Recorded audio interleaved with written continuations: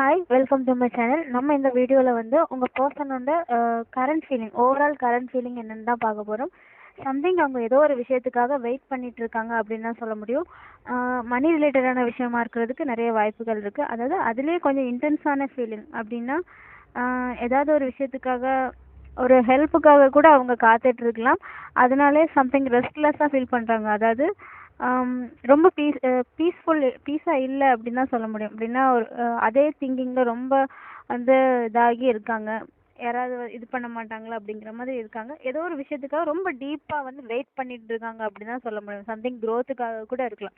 அதே திங்கிங்கில் ரொம்ப இதாகி இருக்காங்க. ஓகேங்களா? அதாவது அந்த தேடல்லையே கொஞ்சம் டிஸ்டர்பாக இருக்கிறதுக்கான வாய்ப்புகளும் இருக்குது. ஓகேங்களா?